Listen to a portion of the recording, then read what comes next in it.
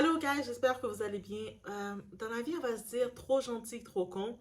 Mais là, on parle même plus de gentillesse. On parle d'imprudence, d'insouciance. On parle limite de un manque complet de bon jugement et de gros bon sens. Comment tu peux penser, ok, tu viens d'arriver dans ton pays d'accueil, tu es dans ton pays d'accueil qui nous accueille, il y a une loi, il y a des façons de fonctionner. Toi, tu prends tes pièces d'identité qui t'identifient. Ça, t'es associé à ça, là. T'es associé à ces pièces-là. Tu le prends et tu le donnes à quelqu'un d'autre. Tu le donnes à quelqu'un d'autre en disant que c'est de la gentillesse. Non, c'est pas toutes les choses que le monde te demande qu'il faut donner. Il y a des fois, il faut apprendre à dire non. À notre grand âge, on doit le faire. Et dans cette vidéo, on va parler de ça, de cette femme qui s'est faite prendre. Et ça doit servir de leçon parce que j'en ai entendu beaucoup d'histoires comme ça, de personnes qui ont pris leur pièce d'identité, le refiler à quelqu'un d'autre, ou pire encore, il y en a même qui ont pris les pièces d'identité, les pièces sociales de leur enfant pour le donner à un sans-papier, à quelqu'un qui n'a pas les papiers pour aller travailler sur les pièces de leur enfant. Est-ce que vous vous rendez compte? Guys, on est chez la Doha, on se met confortablement, it's about everything, mais on en parle, ok?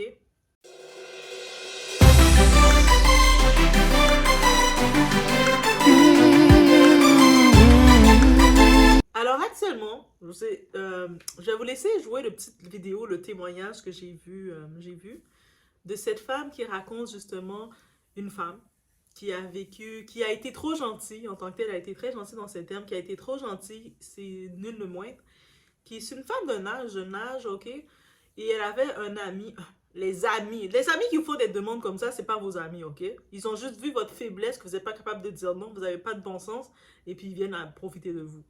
Donc, justement, son ami, il avait sa mère au pays, il voulait la faire venir. Et il a demandé, il est venu la voir, il a demandé de faire les affaires d'invitation. Parce que cet ami-là n'était pas, peut-être, n'avait pas ses papiers, n'était pas stable ou peu importe. Et elle, bien gentille, bien gentille. Elle, là, c'est le pain, c'est le pain, la dernière tranche de pain dans le paquet. Tout le monde touche, et puis après, on laisse là. Bref, et elle a décidé de se porter tellement garante de tout ça que le type a dit ah, oh, pour telle situation, est-ce que tu peux prêter ta carte d'assurance maladie pour ma mère? Parce que ma mère est là, elle est en séjour, elle est venue me voir, elle a tel problème, et puis tu sais, elle n'a pas pris d'assurance, elle n'a pas d'assurance et tout ça. Donc, moi, je vois que tu as l'air d'une bonne poire, tu as l'air d'un bon panier percé. Peux-tu me donner ta carte d'assurance maladie qui est enregistrée à ton nom, qui est retracée avec ton dossier médical? Tu peux le donner pour le remettre à ma mère. Et cette dame, elle a trouvé dans son gros bon sens jugement de dire, mais oui, moi je suis une bonne personne, je vais le faire. Elle a pris sa carte d'assurance maladie, elle a remis à ce type, qu'il a remis à sa mère, et puis en effet, sa mère a eu des problèmes, elle est allée en clinique, mais c'était plus grave sa santé, parce qu'on ne sait pas l'état de santé des gens. T'sais, on sait des fois au pays, on sait des fois d'aller faire des check-ups médicaux, on ne fait pas souvent. Et donc, elle s'est sûrement dit, ah, en venant au séjour au Canada, c'est l'occasion de bénéficier du service de santé. Donc, elle a été hospitalisée pendant 2 semaines sur le nom de cette poire, de cette dame. Elle a bénéficié des soins. Elle s'est même fait opérer, tout le traitement qui vient. Ah, le service de santé est gratuit. Dépendant, tu es enregistré pour bénéficier de ça. Sinon, si tu es un touriste, tu es visiteur, tu dois prendre des assurances. C'est pas pour rien. Mais elle, cette grande poire, elle s'est dit, mais c'est normal, c'est ma carte de santé, c'est à mon nom, mais la mère de telle personne que je connais en a besoin, je vais lui donner parce que c'est normal. Elle a trouvé ça normal. Le ciel l'a puni. Ah, le ciel l'a puni. 2 ans plus tard, je ne dis pas que le ciel l'a puni pour la punir, mais la vie a une façon de faire les choses pour te faire comprendre que tu dois faire attention. 2 ans plus tard, dans l'espace de 2 ans plus tard, c'est elle qui a des problèmes de santé. Donc, elle s'en va à l'hôpital et puis justement, elle était cédulée pour faire une opération. Mais chose qu'elle oublie, que tout est répertorié. Juste pour vous dire, là, Toi, à travailler dans le secteur des assurances. OK? Toi, là, c'est pour ça que je suis alerte dans beaucoup de domaines. J'ai été dans beaucoup de secteurs, guys. J'ai touché à beaucoup de secteurs. OK? Donc, et puis, vous savez quoi? Vous allez demander une assurance. La meilleure période, c'est des petites astuces que je vous donne. La meilleure période pour prendre votre assurance, c'est quand vous êtes jeune, entre la vingtaine et trentaine. Plus vous attendez pour prendre une assurance, plus vous allez être à risque. Parce que quelqu'un qui vous assure, il n'a aucun intérêt de prendre quelqu'un à risque qui va devoir déverser. C'est le but de l'assureur, guys. Donc, c'est un petit truc que je vous donne. Donc, ça veut dire que toutes les visites que vous faites, là, vous utilisez votre carte, que ce soit votre carte d'assurance maladie, que ce soit que vous l'utilisez au privé, c'est répertorié. Quand vous allez faire vos visites, vos check-ups, tout est répertorié. Vous allez prendre vos médicaments, c'est enregistré. C'est vraiment enregistré. C'est ça avec les pays occidentaux, c'est enregistré. Ça veut dire que s'il y a 2 ans de ça, tu as été enregistré que tu étais hospitalisé pendant 2 semaines, tu as fait une opération pour telle situation, c'est dans ton dossier médical. Et maintenant, les docteurs, ils savent qu'ils ne veulent pas perdre leur licence pour n'importe quoi. Donc, ils regardent ton dossier. Oh, mais il y a 2 ans de ça, elle a fait telle opération pour tel système. Toi, tu dis non, non, non, je ne l'ai pas faite, je ne l'ai pas faite. Mais c'est bien enregistré que tu l'as faite et on ne fait pas d'erreur comme ça. Donc là, maintenant, c'est ce qui est arrivé, bien entendu. Elle est obligée d'avouer que oh non, c'est pas moi qui l'a faite, j'ai donné ma carte à quelqu'un d'autre et puis c'est. Mais elle s'est fait reprendre. Tu vas rembourser l'argent. Et puis là, la personne que tu as donné la carte, c'était un visiteur. Donc, ça veut dire qu'elle n'avait pas le droit d'avoir les services gratuits que tu as bénéficié. Donc, tu as fraudé le système. T'es entaché, là. T'es entaché, c'est un crime. C'est un crime que t'as fait. Mais toi, tu voulais faire ta poire, manquer de gros bon sens. Mais là, t'es entaché, là. T'as un dossier, OK? Et puis, dis-toi qu'après un certain nombre, mais c'est une faute très grave. C'est très grave de donner ta carte, ton identité à quelqu'un d'autre. C'est très grave, là. Donc, là, c'est sûr, au-delà qu'elle doit rembourser ce que la personne devait rembourser, la personne qui est au pays, est-ce que vous pensez qu'elle va le rembourser quelque chose? Même si elle dit, ah, mais là, j'ai une grosse dette à payer, est-ce que tu peux m'aider? Elle va dire, laisse-moi tranquille. T'es qui, toi? Voilà. On s'entend? Qui t'ont utilisé comme une poire, souvent, ils n'ont aucune reconnaissance envers toi. C'est pour ça, des fois, il faut faire attention à qui que tu es. Moi, j'en profite d'ajouter cette parenthèse. Faites attention à qui vous aidez. C'est pas tout le monde qui demande de l'aide que vous devez aider. Il y a du monde là qui sont dans une situation dans leur vie, c'est parce qu'ils veulent rester dans cette situation et des fois, ils veulent même vous amener dans cette situation. Ils sont là pour vous distraire. Ils vont dire, ah, mais moi, j'ai tel problème, je vais m'en sortir. Ils veulent pas s'en sortir. Ils sont bien dans leur malheur, dans leur trou, mais ils veulent vous distraire peut-être pour que vous venez les rejoindre. Ça peut être une autre vidéo story time sur cet événement-là que j'ai à raconter sur ça. Mais on retourne dessus. Et là, maintenant, cette femme, bien entendu, elle doit se faire soigner quand même. Il la soigne. Il y a la police qui est mêlée. Elle se retrouve avec un dossier.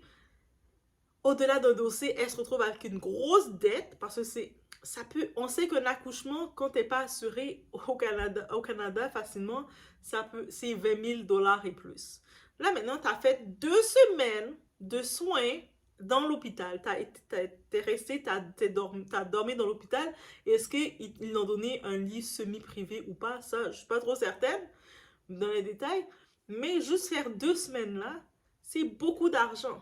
Ah, peut-être c'est même en haut de 50 000 ou plus. Tu te retrouves avec cette dette-là. Et au-delà d'avoir une dette comme ça, est-ce que vous pensez que cette femme peut demander un prêt? Non! Elle peut pas demander aucun prêt, là. Elle est endettée à vie, là, pour le reste de sa vie, pour sa bêtise de manquer de gros bon sens, de vouloir être trop gentille, trop bête. Et au-delà de ça, du côté maintenant légal, c'est entaché. Parce qu'elle a fait une facile façon d'identité. Elle a donné son identité. C'est-à-dire elle est entachée. C'est-à-dire que quand elle va signer pour, mettons, une location d'une maison, d'un appartement, location de quelque chose, même un emploi, elle va chercher un emploi peut-être pour essayer d'alléger sa dette. On va lui demander la question, avez-vous eu des problèmes légaux avec la justice? Elle ne peut pas dire non. Elle est obligée de dire oui. Et là, maintenant, ils vont lui demander, techniquement, dépendant de l'emploi, ils peuvent s'arrêter à là et dire on n'a un peu rien à demander. D'autres vont peut-être peut-être quelqu'un peut essayer de dire, on va lui donner une deuxième chance de dire qu'est-ce qui s'est passé et elle va essayer d'expliquer oui, c'est parce que j'ai voulu être gentille puis j'ai donné mes pièces d'identité à quelqu'un. C'est déjà ça c'est déjà grave. Moi désolé, je suis là pour te donner faire ton entrevue, regarder si je te prends dans ma compagnie, je vais être très inquiet. OK, donc ça veut dire que tu montres tellement de jugement que tu prends tes pièces d'identité que tu le donnes à quelqu'un d'autre pour passer sur ton nom. Mais qu'est-ce que tu serais capable de faire encore avec ta gentillesse? Guys, je vous laisse écouter maintenant le témoignage de cette femme. Je sais qu'elle a une chaîne vidéo YouTube, mais moi, c'est sur TikTok que je l'ai vue, j'ai pris sa vidéo. Donc, allez lui donner de la force aussi, si vous la voyez apparaître. Elle est très bien, j'aime, c'est une grande dame, et puis elle parle, elle le dit de façon douce. Moi, je suis doua, je le dis de façon taureau, mais elle est une grande dame, elle parle, elle donne le témoignage de façon douce. Donc, chaque personne a sa façon de s'exprimer. Donc, je laisse écouter son témoignage et on revient. Je vais vous parler de cette femme qui a fait l'erreur, une erreur monumentale. Elle voulait tellement être gentille. Quand je vous dis que la gentillesse doit avoir des limites. Il y a un étudiant qui est ici au Canada avec elle. Cet étudiant-là veut faire venir sa mère ici en vacances, ok? L'étudiant va la voir et dit, Tata, comme tu es ici, s'il te plaît, comme c'est que tu es ici depuis longtemps, est-ce que tu peux m'aider à faire venir ma mère ici en vacances? J'ai besoin d'une lettre d'invitation pour ma maman. La fille dit, mais il n'y a pas de problème. Alors, elle écrit une lettre d'invitation. Elle donne à ce petit, elle donne à ce petit-là pour faire venir sa maman ici. Sa maman arrive ici. Le petit, elle va vivre avec son fils. À un moment donné, à peu près 2 ou 3 semaines après son arrivée, la maman tombe malade. Elle tombe malade. Le petit va encore voir la dame et dit, Tata, s'il te plaît, aide-moi, maman est malade. Comme je ne travaille pas, je ne peux pas payer, je ne peux pas l'amener à l'hôpital, je n'ai pas les moyens. Est-ce que, comme les soins coûtent très cher, est-ce que tu peux donner ta carte d'assurance maladie pour que ma maman puisse aller se faire soigner? Ils ne vont pas savoir puisque vous vous ressemblez un peu. Bon, la fille a un peu hésité, mais elle a dit ok, elle voulait être gentille, elle donne sa carte. La maman est passée, elle a pris sa carte, elle est allée à la clinique. À la clinique, le médecin ne pouvait pas la soigner, le médecin a trouvé que son état était quand même assez sérieux, il l'a envoyée à l'urgence. Elle arrive à l'urgence. Le médecin fait ses examens et voit que c'est critique. On procède à une hospitalisation. La maman va finir par être opérée et elle va passer 2 semaines à l'hôpital avant de retourner à la maison. Tout ça sous le nom de l'autre personne. Et pendant qu'elle est à l'hôpital, on pense, elle était sous un faux nom, c'est-à-dire le nom de la Canadienne ici. Tout s'est bien passé puisqu'elle est retournée chez elle. Ils n'ont jamais su que c'était pas la bonne personne qui était à l'hôpital. On n'a jamais su. Comme on dit qu'un malheur ne vient jamais seul, à peu près 2 ans après que cette dame-là soit retournée en Afrique, la fille même ici qui avait donné sa carte, elle tombe elle-même malade. Elle va à l'hôpital. Elle va à l'hôpital et elle doit être opérée. Elle-même, elle est malade. Et là maintenant, lorsque le chirurgien qui va l'opérer, il vient dans la voir pour connaître ses antécédents et il a le dossier devant lui. Donc il veut valider des choses. Il lui demande alors par rapport à sa dernière chirurgie comment ça s'était passé. La fille dit, j'ai jamais été opérée. Le médecin dit, mais non, vous êtes sûr que vous n'avez jamais été opérée? Elle dit, non, j'ai jamais été opérée. Elle avait oublié qu'elle avait donné sa carte d'assurance maladie à quelqu'un. Vous comprenez ce que je veux dire? Elle avait oublié. Donc le médecin étant surpris, il va sortir. Il va aller voir son collègue et eux, ils vont commencer donc à se parler. Et ils reviennent à deux la voir. Et on lui repose la question. Et donc, quand on lui repose la question, on dit, mais vous dites que vous avez été opéré, mais on voit dans vos dossiers que vous avez suivi une chirurgie il y a 2 ans. Est-ce que vous savez c'était quelle chirurgie? Et là, elle va faire temps d'arrêt et elle réalise qu'elle vient de commettre une erreur grave. Elle vient de réaliser que le toit est en train de s'effondrer. Elle vient de réaliser qu'on va l'attraper. Et là, elle s'arrête. Et elle fond en larmes et elle dit la vérité.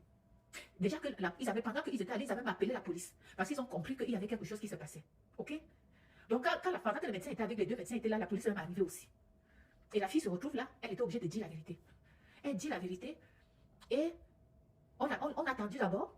Et lorsque on a fini avec elle, donc le dossier était déjà ouvert au niveau de la police. Donc quand elle a été soignée, il fallait maintenant qu'elle soit la plainte était portée contre elle. Et c'est là où donc toute la vérité étant ressortie, on a fait le truc, elle a été rencontrée, donc elle a un dossier. Je vous dis donc elle a un dossier criminel. Parce qu'elle a commis un geste criminel. Vous ne pouvez pas donner votre carte d'assurance maladie à personne. OK? Et en même temps, l'invitation que vous envoyez, quand vous envoyez une invitation à quelqu'un, sachez que ça vous tient responsable. L'invitation qu'on vous envoie, qu'on vous demande d'envoyer, vous le faites à la légère. Sachez que ça a des conséquences graves. Des conséquences graves. Donc quand vous envoyez, vous écrivez cette lettre-là, assurez-vous que ce que vous écrivez là, que vous allez le faire. OK? Parce que quand vous écrivez, vous dites que vous êtes responsable de la personne ici pour ses soins, vous êtes responsable de l'héberger, vous êtes responsable pour tous ses services, ça vous retombe après dessus. Si la personne vient ici et quelque chose arrive, et si la personne n'a pas d'assurance maladie. Donc si quelqu'un vous demande de lui donner une invitation, vous devez d'abord dire à la personne, à partir du pays d'origine, vous lui demandez de souscrire à une assurance visiteur et de vous envoyer la copie. Il faut que vous voyez la copie avec vos yeux. Quand vous avez vu avec vos yeux, là vous pouvez écrire la lettre et vous allez attester dedans qu'il y a une assurance qui a été souscrite par la personne. OK? Vous décrivez bien que la personne est responsable de sa maladie, vous précisez ça. dans la lettre d'invitation. N'écrivez jamais dans cette lettre-là que vous êtes responsable de tout. Parce qu'après, s'il y a quelque chose, vous allez être responsable et vous allez répondre de vos actes. Parce que voilà la fille maintenant, non seulement elle a un dossier criminel, mais elle doit rembourser les frais. Les frais qui avaient été encourus lorsque cette dame-là a été hospitalisée pendant 2 semaines. Je ne peux pas vous dire le montant, ça va vous rendre malade. Aujourd'hui, la fille vit, elle a des dépressions, elle fait des palpitations. Alors que c'est une fille qui était correcte. Donc faites très attention. Donc j'ai fait cette vidéo pour vous mettre en garde. C'est une vidéo de mise en garde. Et surtout de savoir que vous n'êtes pas toujours obligé de dire oui. Je ne sais pas comment vous le faire comprendre 1 million de fois. On ne peut pas toujours dire oui. Il faut apprendre à dire non. Et apprendre à assumer ses réponses. Tout le monde ne peut pas vous aimer. Soyez à l'aise de vous faire détester. Soyez à l'aise avec ça. Ok? N'est-ce pas qui vous a dit qu'on va toujours vous faire aimer? C'est pas parce que tu fais tout ça que tout le monde va t'aimer. Arrêtez de toujours vouloir plaire, de toujours vouloir faire des choses même quand votre cœur n'est même pas à l'aise. Tu es en train de te sacrifier. Voilà une fille qui se sacrifie pour quelqu'un qui n'est même pas personne pour elle. Tout ça parce qu'elle voyait le jeune qui était gentil avec elle. Là voilà, maintenant elle est prise avec. Est-ce que le jeune a aidé là-dedans? Non. Est-ce que la maman au pays elle n'est pas tranquille? Elle est tranquille. Est-ce que la maman se préoccupe de ce qui lui arrive? Non. Qui est en train de subir les conséquences? Elle. Avec qui? Seule. Alors, à bon entendeur, salut. Partagez cette vidéo en grand nombre. Et si vous n'êtes pas encore abonné à ma chaîne, abonnez-vous. C'est gratuit. Et au plaisir de vous retrouver. Ciao. Vous avez pu écouter le témoignage aussi. Et vous savez, ça m'a fait plus me dire, mais voyons donc qu'elle a fait ça. Ça en fait, ben voyons, quelqu'un va faire ça. Quelqu'un vient te voir, te dit, donne-moi ta carte d'assurance maladie pour ma mère, et toi, tu le donnes. Voyons que tu vas faire ça. Coucou! Moi, c'est ça que je me suis dit parce que j'avais déjà entendu quelqu'un il y a quelques années de ça qui m'avait parlé de ce témoignage. Et cette personne m'avait raconté que quand il était petit, on sait qu'on est jeune, on a la carte sociale. La carte sociale, mais on ne travaille pas dessus. On a juste nos pièces. Comme on est enfant, on est dans le pays, on doit avoir toutes nos cartes. Et puis, souvent, c'est les parents qui gardent nos cartes pour nous. Et lui, il s'est rendu compte, avec le temps qu'il s'était fait comme arnaquer par sa propre mère. Parce que sa mère, elle prenait sa carte, elle le prêtait aux gens. Elle le prêtait comme ça aux gens. Mais aux gens comme son papier. Elle, par contre, c'est à New York qu'ils sont. Et elle prenait sa carte comme au sans-papier. Vous savez, il y a quelqu'un qui vient d'arriver, qui veut travailler, mais il n'a pas ses papiers en règle pour travailler. Donc, elle disait, « Oh, t'inquiète, je ne sais pas si le monde lui donnait de l'argent à sa mère, c'est un échange qu'elle faisait, ou si elle était juste trop gentille. » Donc, elle prenait la carte de son enfant parce qu'elle, la mère, travaillait, puis elle avait trouvé bien, pratique et super de prendre la carte, les pièces d'identité au nom de son enfant, qui n'a pas encore commencé la vie, qui n'avait pas encore commencé à travailler, et de commencer à le prêter aux gens qui n'ont pas de papier, qui sont en démarche de faire leur papier. Parce qu'elle s'est dit, ah, mais le temps que tu attends, mais tu sais, je te prête une carte pour travailler. C'est la carte de son enfant. Les personnes, est-ce qu'elle les connaissait plus que ça? À un certain point, on ne sait pas. Mais c'était rendu que dans le quartier, c'est presque tout le monde avait eu la carte de cet enfant-là. Donc, c'était fou. Et à un moment, quand il s'est rendu compte de ça, quand il voulait appliquer dans des gros emplois, vous savez, des petites compagnies où ils vont juste vérifier la carte, ça ne dérange pas. Mais lui, il avait étudié justement ici, diplôme et tout. Là, lui, il appliquait pour des grosses compagnies où il y a des vrais background checks, des vraies vérifications qui sont faites. Moi, je parle des emplois où ils vérifient jusqu'à les 5 dernières années, c'est quoi que tu faisais et que tu dois détailler. Même si tu étais en voyage, tu dois détailler tes dates et dire où tu étais, dans quelle ville tu étais. Ces emplois-là, vous savez, ce genre de gros emplois, je vous souhaite d'avoir ce genre d'emploi parce que ça, c'est des emplois, ce genre de 9 à 5 qu'on veut. Où est-ce qu'ils vérifient tes antécédents, ils vérifient tout, là. Ils t'observent de partout, que même toi, tu commences à te demander, mais j'étais où, j'ai fait quoi? Donc, mais lui, il a appliqué dans ces emplois-là, mais il se faisait recaler. Puis il avait tous les gens de sa promotion, comme finissant avec lui, ses amis qui parlaient. Ils appliquaient des fois en même temps, certains appliquaient dans le même endroit. Lui, il se faisait toujours recaler au moment des vérifications. Il ne comprenait pas pourquoi. Il était comme... Tu sais, j'ai toutes les compétences et tout. Ok, c'est sûr, chacun a sa chance. Mais là, il ne comprenait pas. Après un moment, je pense il avait commencé à recevoir il avait trouvé finalement un boulot. Il avait finalement trouvé un boulot qui était correct. C'était pas comme le boulot qu'il voulait à la base, mais c'était correct pour ce qu'il voulait. Pour débuter, il commençait à préparer sa vie pour aménager. Comme aménager dans sa maison, faire ses trucs, faire tous ses trucs.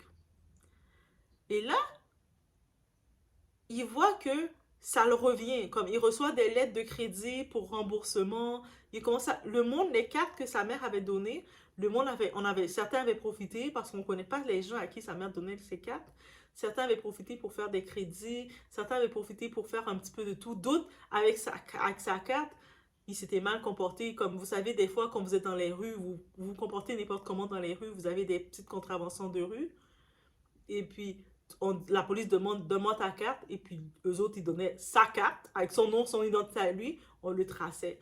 Donc un peu partout il était tracé. Il était tracé dans son état et dans d'autres états autour. Tu es en New Jersey, mais par exemple s'il est à New York, New Jersey, Connecticut, Boston, il était chargé, il était tracé un peu partout. Il y avait de lui là. C'est comme si c'était un gros vagabond qui avait tout ça.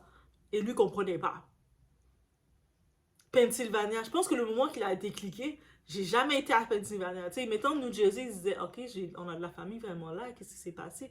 Il comprenait pas. Mais quand il voyait qu'on disait en Pennsylvanie, t'as fait un prêt comme ça, un prêt cellulaire, un prêt ci, il était comme, j'ai jamais été à Pennsylvanie, ça je suis certain. Même si des fois on peut oublier un peu qu'est-ce qu'on a fait. Et là, à un moment, il a pris un rendez-vous. Quand il a vu qu'on commençait à envoyer toutes les dettes, venait le rechercher et tout. Il comprend pas d'où ça vient.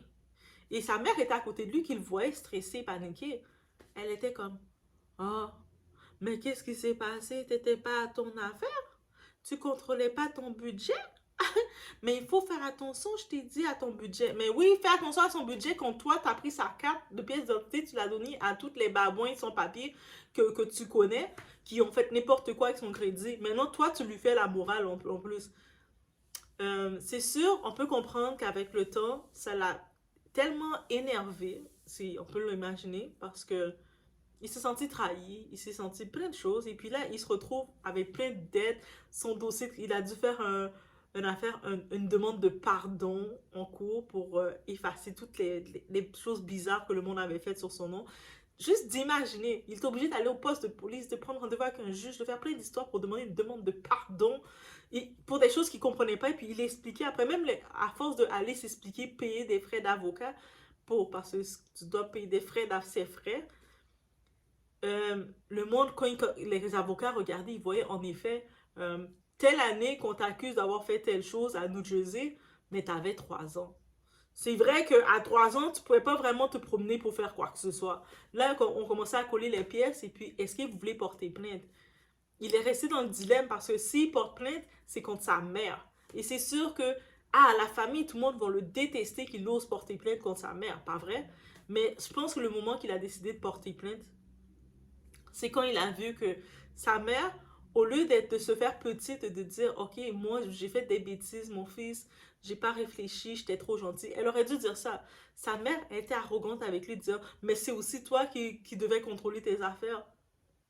Mais quand j'étais petit, c'était toi qui tenais mes pièces. C'est-à-dire que à 3 ans, à 2 ans, comment je pouvais prendre mes pièces et les mettre où dans ma couche? Et sa mère disait, mais respecte-moi, c'est moi. Ah, respecte. Quand il a dit ça, il a dit non, je veux porter plainte. Et c'est sûr, ça fait beaucoup d'histoires. On peut imaginer de côté afro, beaucoup d'histoires. Que les deux familles, la famille se parle plus. Il dit qu'il est ingrat, quel genre d'enfant que t'es. Oui, ta mère, elle a utilisé tes cartes parce qu'elle n'avait pas le choix. Elle n'avait pas le choix de quoi? Tu dois protéger ton enfant. Toi, tu prends les cartes de ton enfant, tu le donnes à tous les gens sans papier que tu connais pour qu'ils vont saboter le nom de ton enfant. Et là, maintenant, ton enfant est confronté à tout ça. Au lieu de rester petite et de comprendre qu'est-ce qu'il vit, tu commences à continuer de faire de l'arrogance avec ton enfant au lieu et c'est ta faute. Là, au début, il hésitait à porter plainte. Il disait, ok, mais après, il a dit non, je porte plainte. Et c'est ça. C'est pour ça que des fois, il y a des cas comme ça. Je me dis, mais comment les gens, peu importe, on va me dire, mais peut-être Doa, la mère, elle n'avait pas le choix de faire ça parce que peut-être elle avait besoin d'argent, peut-être qu'elle voulait être gentille. Mais est-ce qu'on peut s'entendre sur une chose? Dans toute cette vidéo, est-ce qu'on peut s'entendre sur une chose? Que vos pièces d'identité, que ce soit votre passeport, vos informations d'assurance sociale, carte d'assurance maladie, nom d'assurance, tout ça, c'est à vous seulement. La seule façon que si vous avez des bénéficiaires, par exemple, vous avez des assurances collectives, des assurances, et que vous avez mis des bénéficiaires qui peuvent bénéficier de certains produits, et le nom de ces personnes sont écrits, et ces personnes-là, ils doivent s'identifier pour dire, je suis bénéficiaire de telle assurance de telle personne. Sinon, vous pouvez pas prendre, je peux pas décider de prendre ma carte à mon nom et tout ça, et le donner à telle personne. La personne, tu sais pas la personne, qu'est-ce qu'elle peut faire. La personne peut rouler, elle brûle les feux rouges, elle commence à faire plein de choses bizarres, et c'est à ton nom. Guys, la même façon que cette femme qui, je sais pas, le brin de gentillesse qu'elle avait, mais moi je me disais, je me trouvais gentille, mais finalement, ben, peut-être avec le temps, j'ai compris, non, la gentillesse, ça marche pas tout seul, la gentillesse, ok? Donc, bref, me dit, soyons vigilants. Est-ce qu'on peut être vigilant? Ok, je commence à crier sur vous. Est-ce que, je sais pas si dans le micro, vous m'entendez crier comme ça. Moi, quand je parle et que je sors le micro, je ne m'entendais pas crier, mais là, avec le micro, j'ai le sentiment de m'entendre crier. Donc, si vous dites, ah, dommage, on commence à t'entendre crier, là. C'est la faute du micro rose, ok? Oui, un micro rose. Là, je commence à regarder mes accessoires toutes roses. Mais au moment, là, vous allez dire, oh, doigt, c'est trop rose, là, ta vie, là. Change de couleur. C'est pour ça que j'essaie de casser le rose en parlant bien cru avec vous. Comme ça, vous êtes comme, oh, elle est sweet. Oh, elle m'a cassé, là. Donc, je vous laisse sur ce, guys. C'était ce que j'avais à dire. Laissez-moi savoir qu'est-ce que vous en pensez. Est-ce que vous avez des témoignages aussi concernant tout ça? Donc, je vous laisse sur ce. On se voit aux prochaines vidéos.